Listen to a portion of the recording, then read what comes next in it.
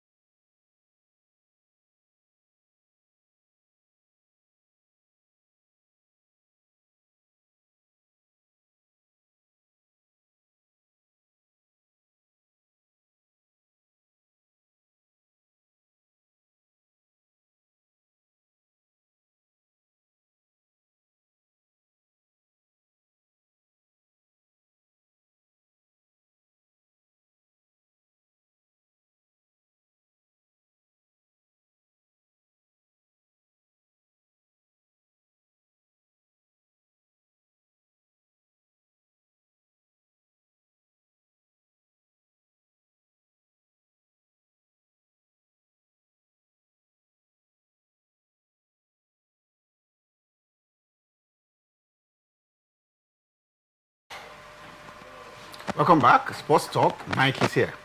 I'm glad to be here this morning. Thanks for having me.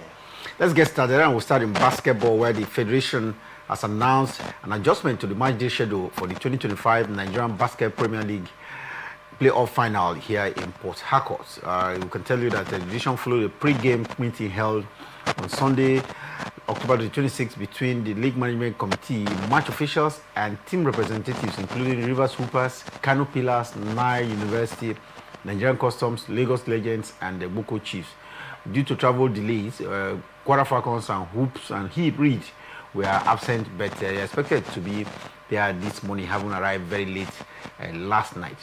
We now understand, Mike, that the tip-off will be at 12 noon and not at 10 a.m. as earlier scheduled. Yeah, definitely, because of the delay of some teams out there, like Kwara Falcon and the Boko City Chiefs. They've had a late arrival, so courtesy of that, the games have to be delayed and shifted from 10 a.m. to 12 to enable those teams that are coming very late to, of course, probably settle down a bit before the start of their game. And I think it's a good one that the body is also trying to put into consideration the traveling challenges of other teams as well, by not even calling that match off and thereby awarding 3 points to the team that is already on ground.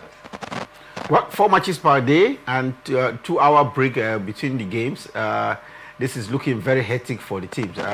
2 hours break is good enough, and it's novelty for me because we haven't seen this interlude of 2 hours break given to the teams in the earlier tournaments. Yeah, definitely. I think it's going to be a good one for the teams and the players as well. 2-hour break, I think, enables them to settle down properly, take a very deep rest, then before they bounce back again. I think it's a good one. That the players are also being factored into all of this to consider their own, fitness level as well. Because if you don't take much rest and coming back, you might not, give out your best on the court out there. But when they have that proper break, I think it helps them to refresh up better. All basketball fixtures are expected to take place at the basketball stadium, 59 Niger Street, Port Harcourt. This is at the heart of the city, and the complaint of match venue being very far will not be here, because it's expected that the basketball court should be thrown by a lot of fans. I haven't seen how, especially the home team, Rivers Hoopers, have been winning of recent. Yeah, definitely. I don't know. They've not lost a game at that, the basketball court out there. Yeah, they have not lost a game. And of course, talking about where the game is situated, I think it's a center point where the team can find their way, access their way through to the stadium easily, 29 Niger Street. And I think it's one of the factors that they had to put for a strong defense before they received that award right to hold the final phase right here. Talked about a good transportation system, talked about security, they talked about collaborating with some other teams as well to make their travel very easy, and they find their way easily to the place. So I think for me, it's a nice one. And it also enable fans to come out in their numbers because I think it's at the heart of the town. So I think it's a good one for River Supers and other teams as well. Well, basketball fans are expected to throng the 59 Niger Street Basketball Stadium here in Port Harcourt to be part of the Super 8, getting tipped off, or just say that we dunk off today. Meanwhile, as part of efforts to sanitize the Nigerian basketball, the League Management Company, or that's the League Management Committee of the Basketball Federation, has warned that anything which feels an unregistered player for any game during the 2025 Nigerian Basketball Super 8 will be punished. In fact, they will be forced to forfeit all records from such games. This is the Basketball Federation coming good. Why should the team feel an unregistered player? That is a big question because it's very unprofessional that you know that a certain player is not registered and they decided to field in such a player.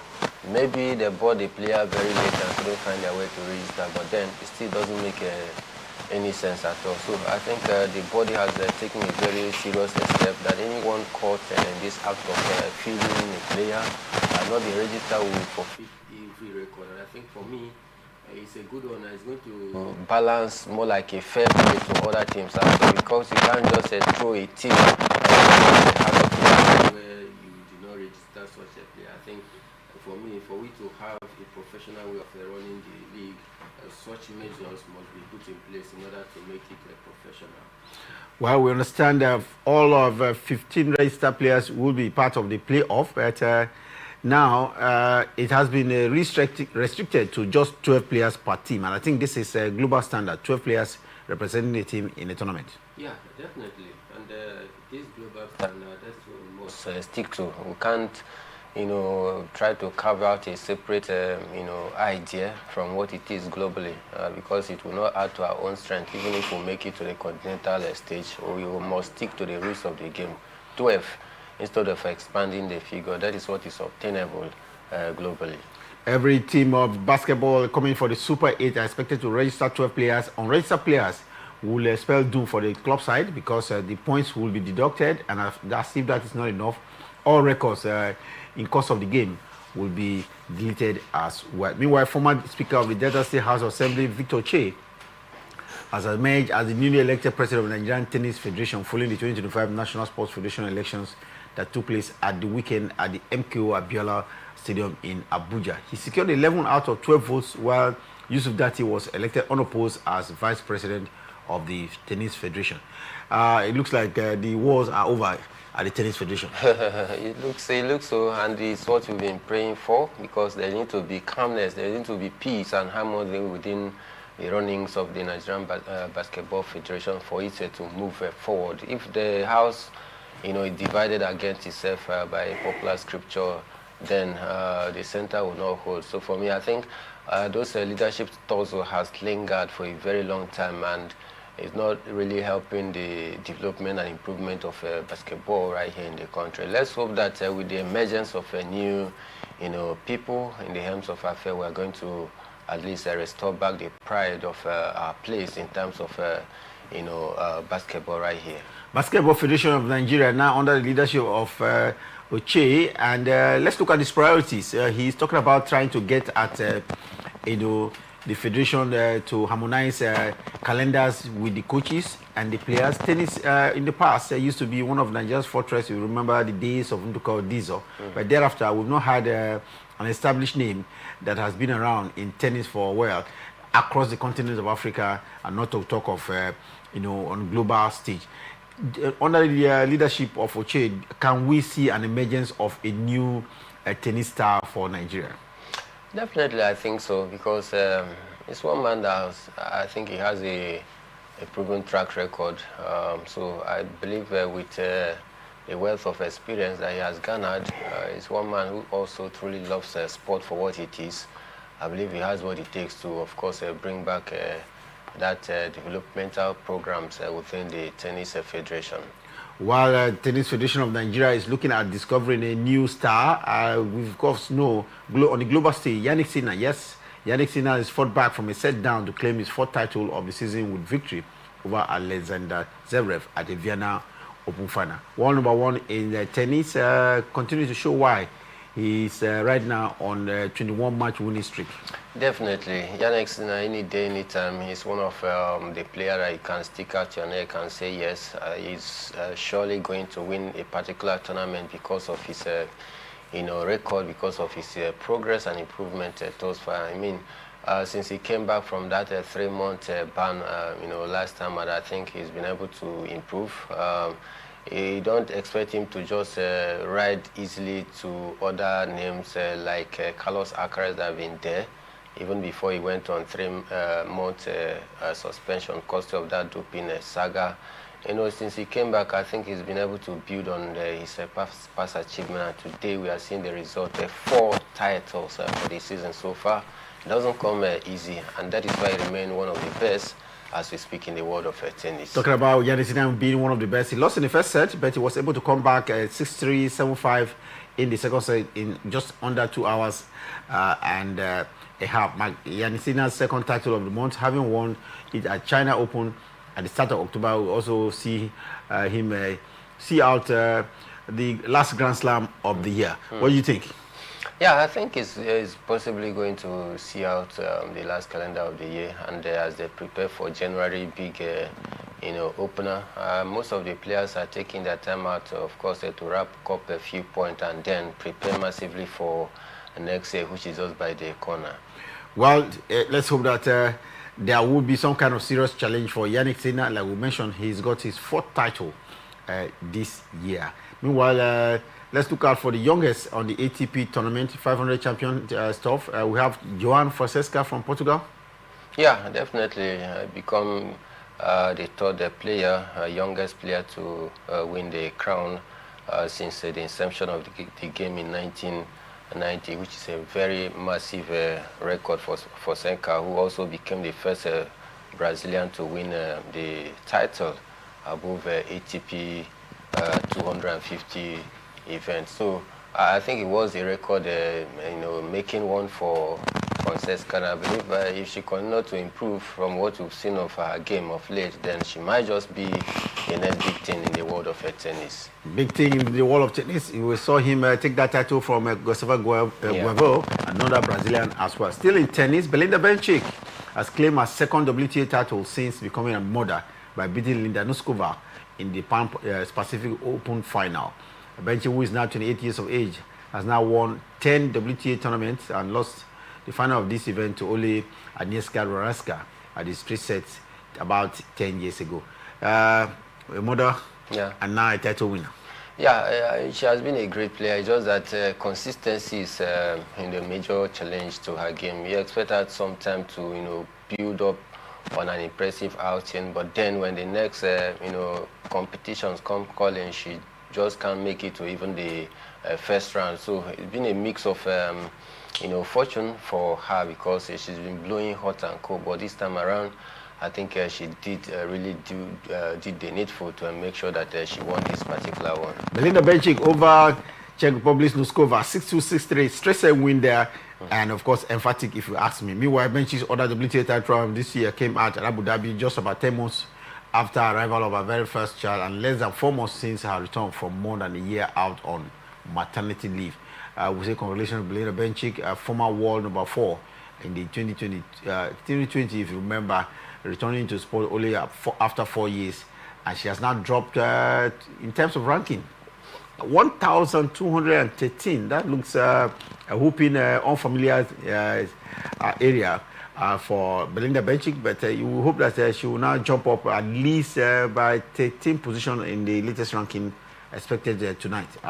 Yeah, definitely. It wasn't a very good ranked one, and that's why I talked about inconsistency of her game, because when you're not consistent, then there is a tendency that you will certainly drop from a better ranked place in the ranking. But because of her impressive victory over the weekend, I believe that she can at least leap up a bit and make very positive rankings. Let's go fast now. We go into Formula One, and McLaren's Lando Norris has taken the championship lead for the very first time since April with a dominant victory in Mexico City Grand Prix. Norris led the championship by just 1 point from teammate Oscar Piastri, who fought back from 7th on the grid to finish fifth. Norris emerging strong. Yeah, I think this time around he was able to beat his teammate Oscar Piastri to it, despite not starting pretty well. But then he was still able to find his rhythm and make it count. Now he leads the championship points, and I think it's a good one. It's been a season of the McLaren, talking about London Norris, and of course Oscar Piastri with Max Verstappen just chasing behind them. But I think it's a very impressive outing for him in the Mexican Grand Prix. Talking about Max Verstappen on the top 10 ranking right now in Formula One, Norris is in first place position. Charles Leclerc of Ferrari in the second place, while Red Bull's Max Verstappen is third. Oliver Behrman of Haas is fourth. Oscar Piastri, the other driver for McLaren, is fifth place. Kimi Antonelli of Mercedes is sixth. Then George Russell of same Mercedes is in the seventh place position. Lewis Hamilton of Ferrari, eighth place. Esteban Ocon has, while we have Gabriel Brutolo in the 10th place position. When will Hamilton at least move a step further? I think it's a very big question for Lewis Hamilton. He has found it very difficult, even with his new find love so far this season. It's been a disappointing outing. Many expected him to at least improve from what he was doing at Mercedes, where people thought maybe it was because of the engine. But then, since he moved on, I think he's not been able to find his rhythm. Not a good one for him. And it's looking likely that his fortune might just continue to go down if he doesn't improve. And I don't see him, especially now that we are having other teams like the McLaren and the Red Bull doing something great. It might be very difficult for Lewis Hamilton to get back to, that high heights that we saw him making record of being one of the best in the world of Formula One. Meanwhile, let's go to boxing now. And Anthony Joshua has declared that the blockbuster fight with Tyson Fury is more possible now than ever. Is this true? Because the world boxing heavyweight champion has been out of sorts, if you ask me, recently. Yeah, I think there may be, yes, and I am of truth in that, because these two, their stock has fallen, and no really big fighter fancy a fight. Tyson Fury keeps retiring and coming back, retiring and coming back. This should be like the fifth time. Yeah, I think he's noted for that.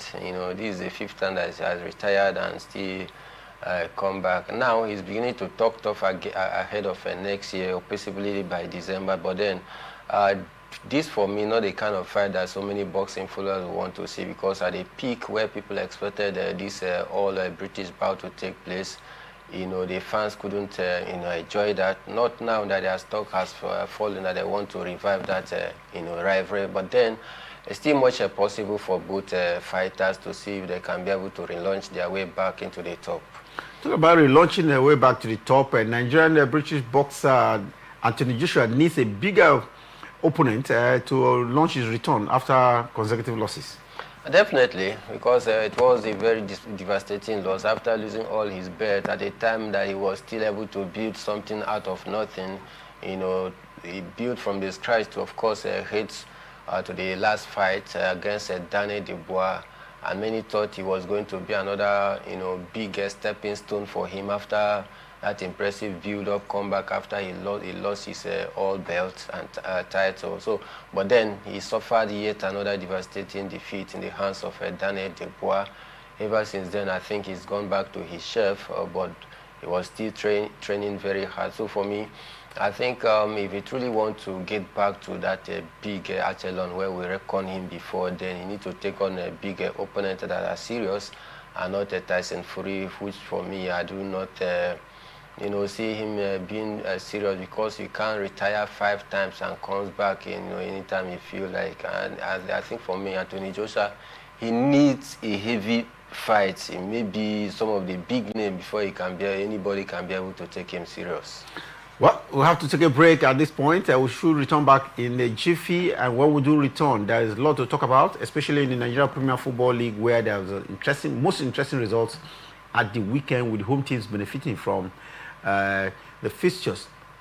Across the continent, Rivers United are in the CAF Champions League group stages for the first time. A Nigerian team will be at the group stage of the Confederations Cup in the last 8 years. Rivers United did that at the Gospel Bible Stadium, Oyo, at the weekend. We'll see how they qualified from a very difficult encounter, if you ask me, out there in Uyo. Then across to England, Arsenal looks like the new thing because they are as consistent as ever in the 2025-2026 football season in the Premier League. A lot to talk about when we return from the world of football. Stay with us.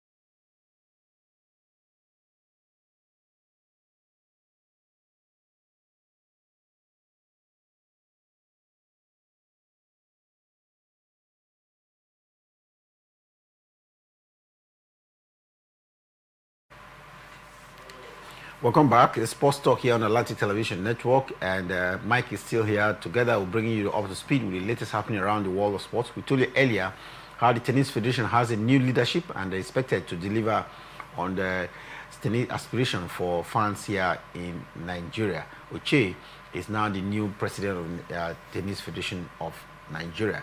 Beyond that, let's go to football now, and Mike will start on the local scene where the Premier League actions were across the country. 10 centers saw matches played at the weekend.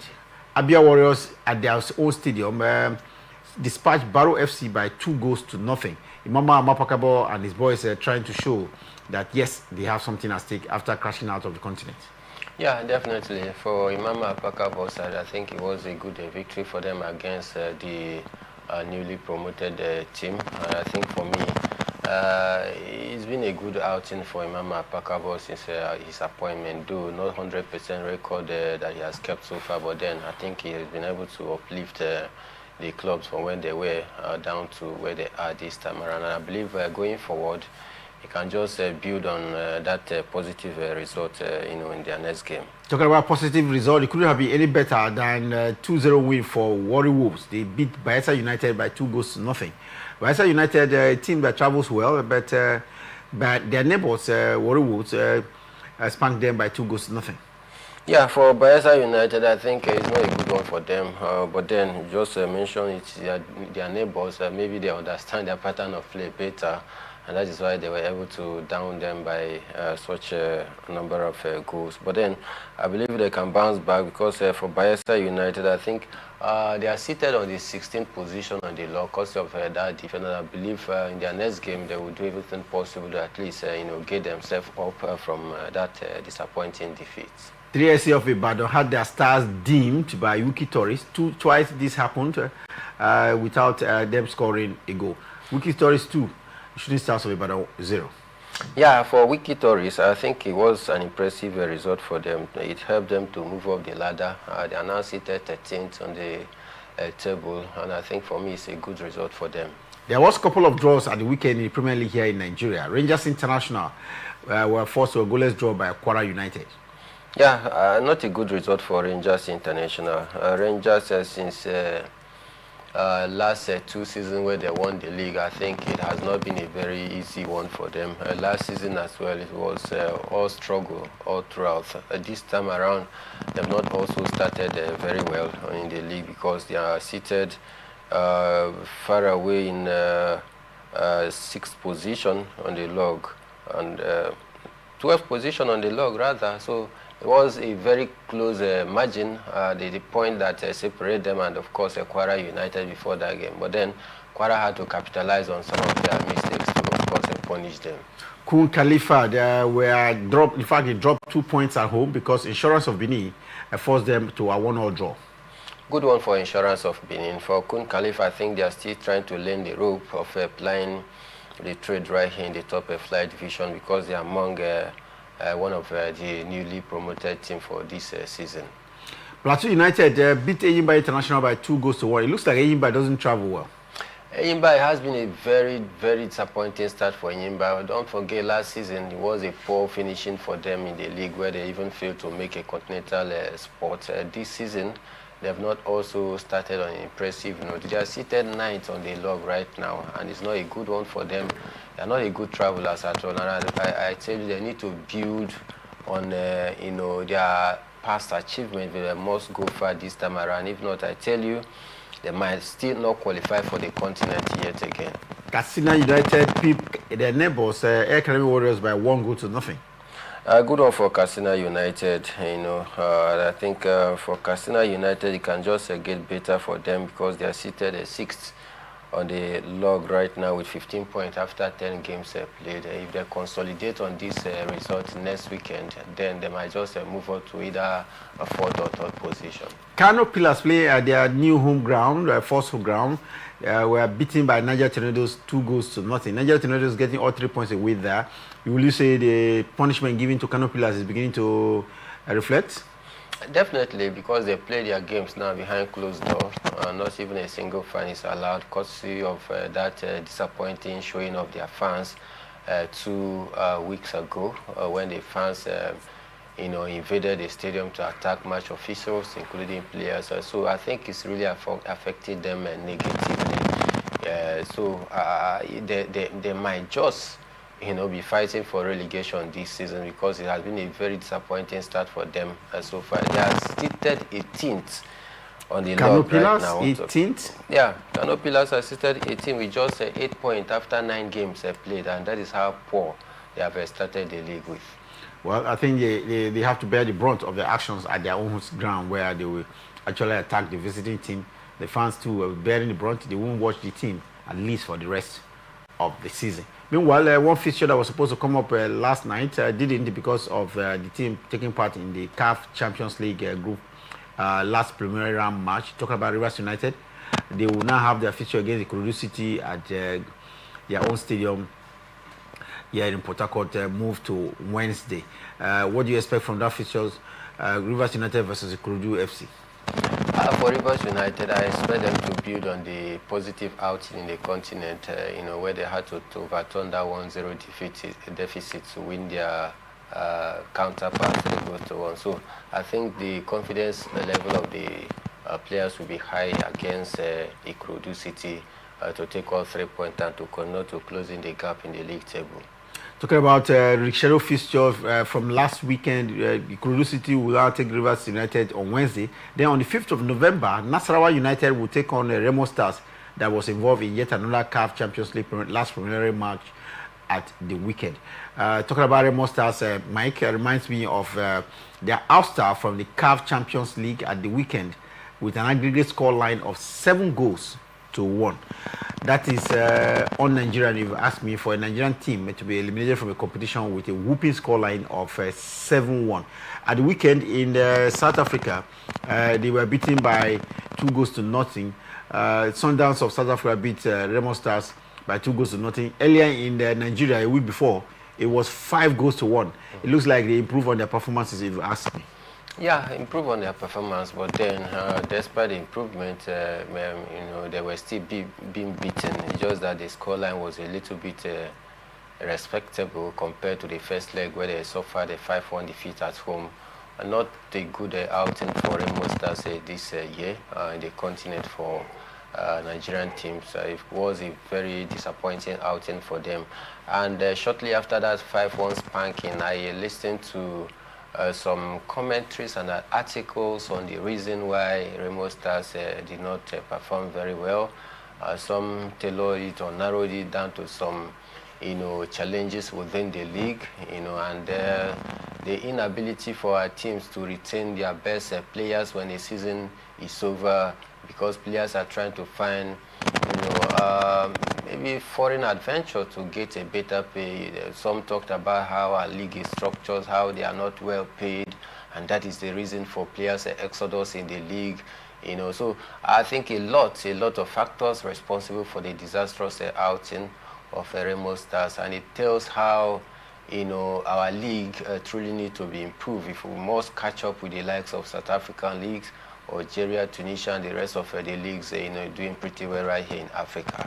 While we've seen Remo Stars crash out of this year's CAF Champions League, Rivers United has at least seen the country in the group stage of the competition.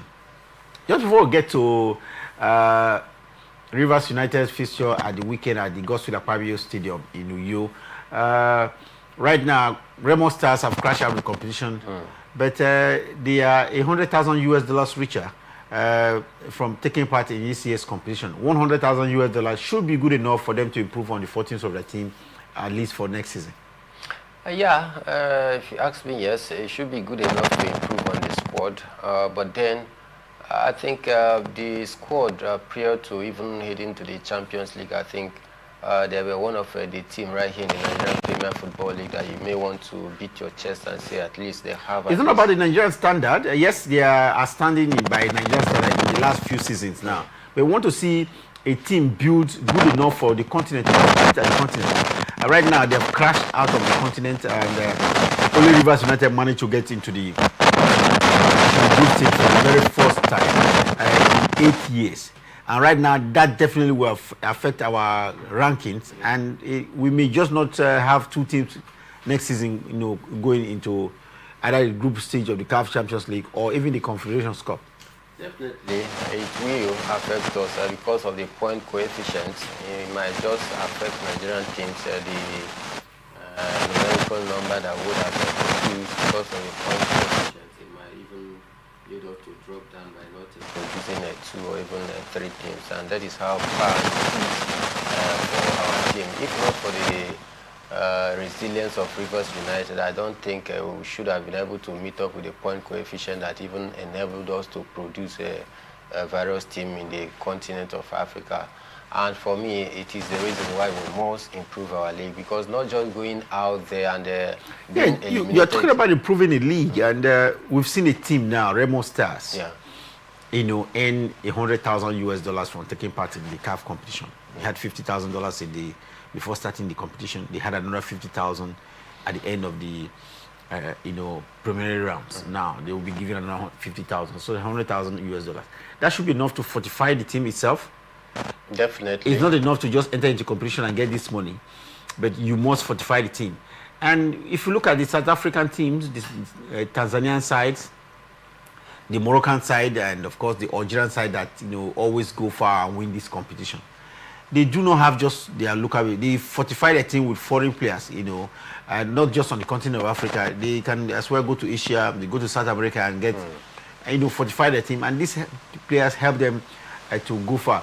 Why are Nigerian club sides not fortifying their team good enough to compete at the continent? Because yes, Remo Stars in the last 3 or 4 seasons have always emerged as a representative winning the league here in Nigeria. It's not enough to win the league in Nigeria. When you win the league, what do you do with your victory, at the end of this football season here in Nigeria?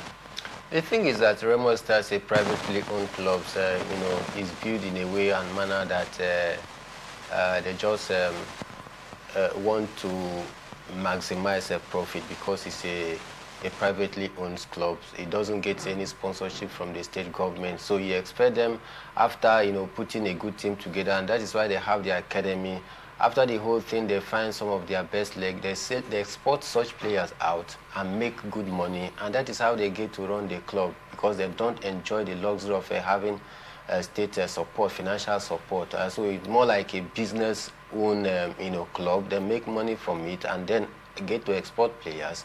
But then I think with the money they've received, it's good enough to fortify their team.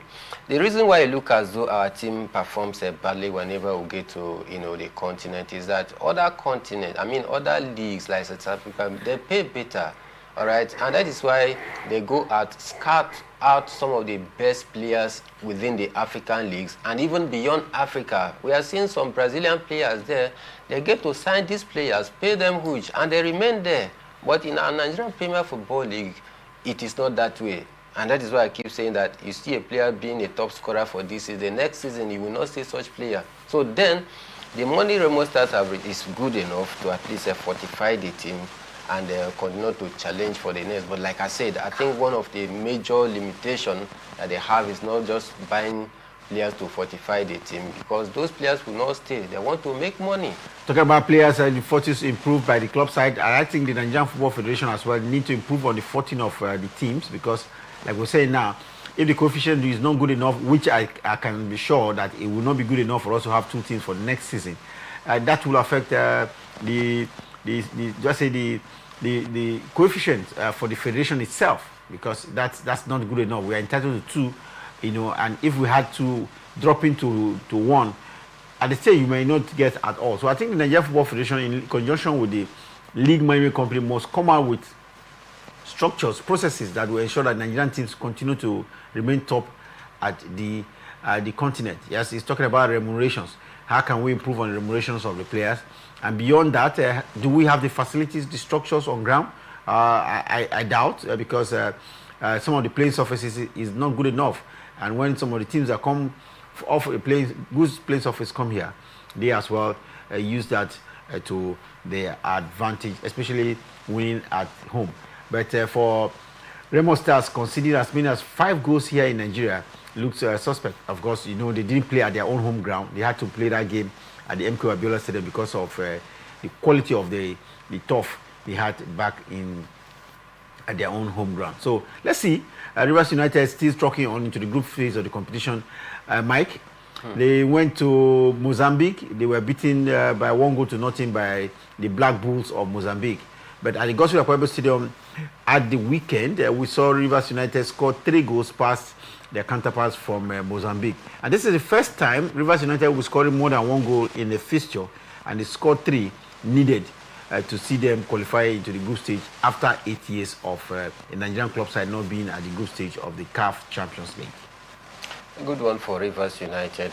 They know what was at stake after suffering that away defeat to Mozambican side. And I think for me, the idea that whenever Nigerian clubs go out for continental battle, if we are playing away from home, we keep saying, let's just go out there and at least try to get a draw and come back home and finish the job. That idea for me, I am not a fan of it, because if you go away from home and get all 3 points, what will happen? Nothing, because I don't see Mozambican, club side, having that much advantage over the Nigerian Premier Football League teams, because talk about quality, talk about talent, I think we have it more than them. So, but then Rivers United were able to do the needful. Thank God they were able to turn, that 1-0 deficit, scoring 3 goals. It doesn't come easy, because Rivers United, they find it difficult to score much goals, whether home or away. But then I think they were able to capitalize on some of the mistakes the Mozambique did by getting the needed victory. Well, let's just wrap up the local scene here, but taking a fixture at one of the Nigeria's representatives at the FIFA World Cup, the Under-17. Do we have any hope there? For the Flamingos, we'll just see what comes out today. It's been a very turbulent one for them, in that very tournament. But then we just remain hopeful that at least they can be able to progress through. Talking about the Flamingos, they will take on their counterparts from Italy later today in a crunch tie. So far, they've lost 2 games. And that's not good enough. Not good enough. It's not good enough because the youth teams used to be where we really show our stuff. But then now it's not getting better anymore. We saw an emphatic 4-0 victory over Samoa, at the weekend. But let's hope we can get any bit better. Morocco will take on their counterparts from Korea as well in yet another fixture at the competition. Now, let's quickly move up because we're running out of time and see what to get from the national scene. Mike, looking at the leagues, let's look at what has happened first in the Super League in Turkey, where Nigerian player Victor Osimhen continues to show his fine run of form. Galatasaray came from behind to beat Gospel by 3-1. And 2 of the goals were from the boot of Nigerian marksman Victor Osimhen. I think Victor Osimhen has been a pride for the Galatasaray Giants. He's been up and doing. He has created some record for himself and for the club as well within his short stint so far with the club. He's at home with the fans, and the fans love him so much. So when you get such massive support, I think you tend to relax to give your best, and this is what Victor Osimhen is doing. After that brace he scored in the UEFA Champions League over the midweek, then he followed up that yet with another brace for Galatasaray over the weekend. I think the man is doing well. No wonder he's also been nominated among some of the best, as shortlisted rather by CAF. But then some might say it is not one of those major 5 leagues, but then football in Turkey is not all that easy as well.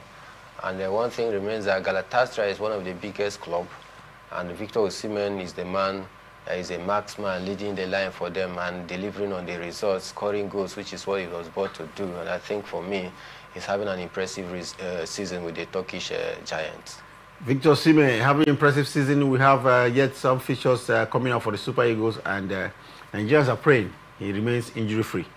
Definitely, it's one major threat whenever the Super Eagles presently get to have a match, and when Victor Osimhen is not 100% fit, there's always this tension and fear from some quarters that he's the only man that fights 100% for the team, and we just keep hoping that he keep remaining 100% fit even during the course of this African World Cup playoff, so that at least we can enjoy some of those goals. We're talking about goals. We saw plenty of it in the Premiership in England at the weekend. Arsenal were nicely, but they needed all 3 points, and that they got against Crystal Palace. It was a derby encounter, and it was very tough. Yet, one man that made a difference was Eberechi Eze, a former Crystal Palace player. He scored that goal without celebrating. Yeah, definitely. More like a respect to his former side, scoring his first goal against Crystal Palace, his former side. He needed to pay that respect, and that is why he refused to celebrate. But then, talking about Arsenal as a team, I think they are gradually grinding out the result. This is where Arsenal sometimes they fail to do the needful. In some of those mid-table teams, they struggle to win them. And if you don't win them, it becomes a problem for you. I think in as much as we see that it was a tough game, Arsenal still find a way to take all 3 points and continue to push their quest for their first English Premier League over 20 years ago. Arsenal winning consecutively, 5 times now in Premiership in England, and not dropping points, grinding results. That is tough for champions. When it gets tough, you just get the 3 points and move on. But it was a weekend where other teams gave the advantage to Arsenal. One of the teams that gave advantage to Arsenal was Manchester City, beaten by Aston Villa by 1-0. What happened? No Eddie Haaland? There was. It's just that Manchester City, they've been trying to regain back their, the fluidity we saw in that team sometime last 2 years, but it's been very difficult. New players bought, they are still trying to gel gradually. And against Unai Emery's side, playing at home, talking about Aston Villa, it was always a difficult game for Manchester City, and they had to fall to the firepower of the Aston Villa side. Let's just hope that they can be able to pick up from there, because I think if there are teams that will give anybody a run for their money in the English Premier League, I think Manchester City is one of those teams that can be able to fight for the title. Liverpool was one of the teams that gave the advantage at the weekend to Arsenal as well. Liverpool suffering one of their, do I say, fourth consecutive defeat in Premiership in England. They were beaten by 3-2.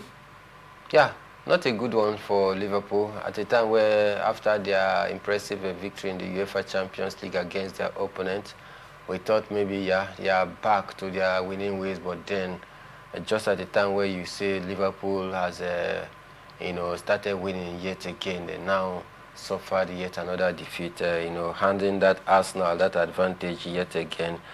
I believe Arsenal should make a very, very good use of this advantage, because Liverpool dropping points, Manchester City dropping points, even Chelsea also dropping points. Yeah, talking about Chelsea, playing at their own stadium, drop points, and against who? Sunderland.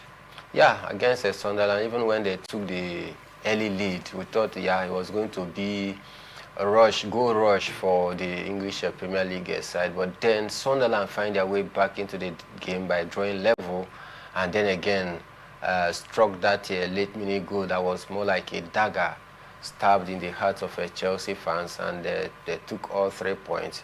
Sunderland has been very good so far since the start of the season as well. But for Chelsea, I think they will be left to rule their chances, missed chances per se, in that particular game as well. Is Manchester United back? They beat Brighton by 4-2, and this looks like their third consecutive win in the Premiership in England. Right now, it looks like they are looking good. They are fourth place on the Premier League table. Can they build up from here? Yeah, it's very much possible after enjoying that back-to-back victory against Liverpool in the English Premier League under the man talking about Ruben Amorim, and now he has won 3 straight games for Manchester United since he came on. But I just hope that they can be able to build on this going forward.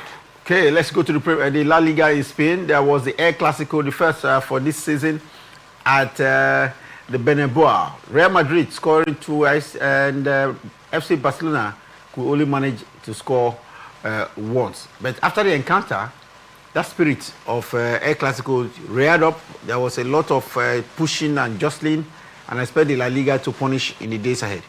Definitely. The El Clasico is always a very difficult one, a very big game. You saw how Barcelona dealt with Madrid last season, so Madrid weren't willing to even let that happen again this season. Because if they must lose a game and not against their arch rival, talking about Barca, so they had to do the needful yesterday. 2 players was on showcase. First, let's talk about Kylian Mbappe. He lost a penalty in that fixture. What was he thinking? Penalty is a game of nobody.